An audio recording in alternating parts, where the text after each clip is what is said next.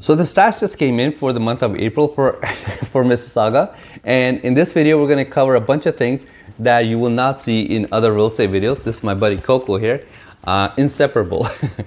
So we're going to cover a bunch of things that you will not see in other real estate videos, like how many listings got canceled for that month, and how long things are taking to sell. Like how long things are sitting on the market for, and what percentage are still selling over over asking price even in this market. Okay, so we are on my computer screen here, and as promised, the things we're going to focus on are average prices here for Mississauga, cancellations of listings, how many listings got canceled for that month, days on market. I think this is a good idea to know if you guys are shopping for a house, you want to see if things are still flying off the shelf or not. And what percentage sold over asking. So maybe if you're thinking of selling your house, you want to know, like, did I miss the market of January, February, or do I still have a chance of getting a decent price? Okay, so first thing first, we're going to cover market share. This is just for April. So detached homes made up 33% of the market. These are sold houses, so I just work backwards on that. So 33% of the market was detached homes. Look at condos. So 31% this month. And the other ones are fairly small, like freehold townhouses, not much.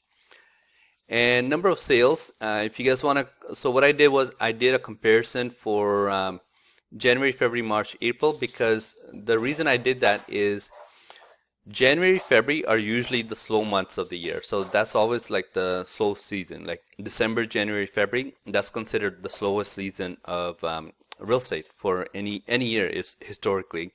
But this way, it's going the opposite. Look at February and look at March.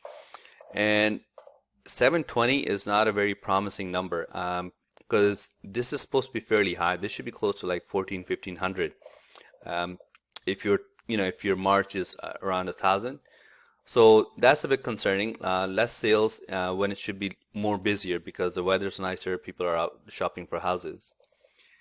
Okay, so this is what everybody wants to know. Sorry, let me move this up here. Detached homes,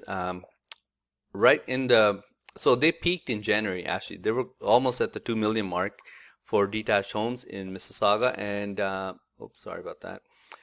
And they are down to 1.769. That's almost $200,000 drop since January. So yeah, that's a huge drop. So let's see how the other ones are doing. Semis are down about $80,000, and they peaked in February. So 1.174 is the average price right now for a semi in Mississauga. Freehold townhouses, not a big segment of the market, but I just want to cover it anyways. They did not take much of a drop, so they're not doing too bad, like $37,000. They're down since January. As you can see, they also peaked in February. What I'm noticing in most markets, I covered Brampton as well. I just made a video on that yesterday, so that's also up if you guys want to check that out. I'm noticing like the detached homes seem to have peaked in January and everything else was around February mark. But anyways, that was just a bit of a side note. Condo townhouses down about $7,000 since January. Now this one here, look, this one, condo buildings, they're actually up $10,000 since January. So that's good. If you are, if you own a condo and you're thinking of selling, the market's still fine for you. And generally, I mean, there's a few factors why this is happening, but generally, like, when the market slows down, the highest price ones always get hit the hardest because they become out of reach for a lot of people. So that's one of the reasons. But yeah, condos are still doing fine. So if you own a condo and you're thinking of selling, you're going to do just fine. Okay, so those are the average prices for the month of April. I just made this little chart here if you guys are interested. It shows the same things. These are average prices, but you can see like they're all going down except for condos, which are in purple. Okay, cancel listings. As I've gone through before, the majority of the reason listings get canceled is sellers were not getting the price that they wanted, and so maybe now they're thinking, you know what, why don't we just relist it at a lower price and just start fresh, like do like a brand new listing. So look at this, January, next to nothing, and in April, 563. Now, just a bit of a disclosure here. just so you're aware that because more listings come up on the market in April, chances are more of them are going to take a little bit longer to sell, or more of them get canceled. So, but even if you work out the ratios, this is still a high number compared to January. So a lot of people are not getting the price that they're looking for, so they're having to cancel and relist. Days on market. So what I did for this stat here is that I just plugged in minimum 2 weeks for a listing to sell. So in January, only 75 listings took longer than 2 weeks to sell. February, it was really low. And of all the listings that sold, only 57 of them took longer than 2 weeks. Because as you know, like everything was flying off the shelves. Like they were lasting like 3-4 days on the market. Okay, so only 57 took longer than 2 weeks to sell. In April, that was as high as 144.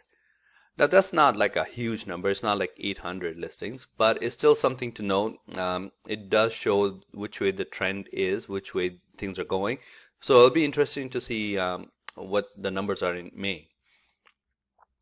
Now there is some good news if you happen to be a seller, because if you are having some regret and you were preparing the house to sell, and you're wondering if did I miss the market, in January and January, February, which was like the peak. Okay, so this is an important stat for you if you are a home seller. And this shows how many listings are still selling over asking price. Look at the numbers here, 83, 88, 82. Imagine that, like back in the day, I know I'm dating myself.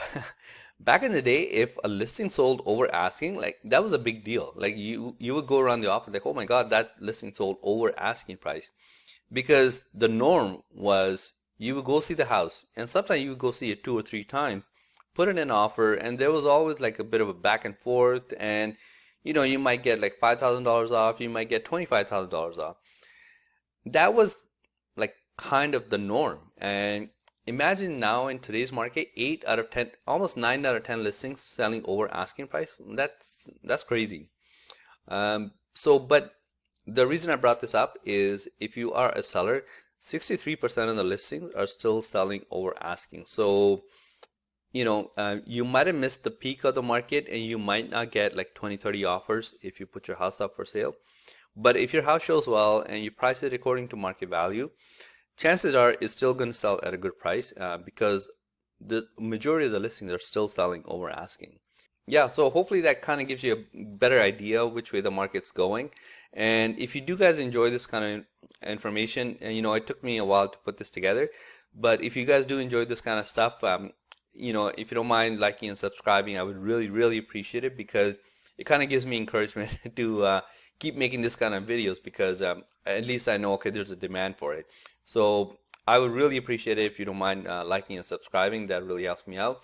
And I am a real estate agent, and this is my info here. So if you guys need to buy or sell, or just have any real estate questions in general, you can reach me at realtorvic.ca. That's my buddy Coco there, as you guys saw in the intro. And yeah, that's about it. I'll see you next time. Thanks.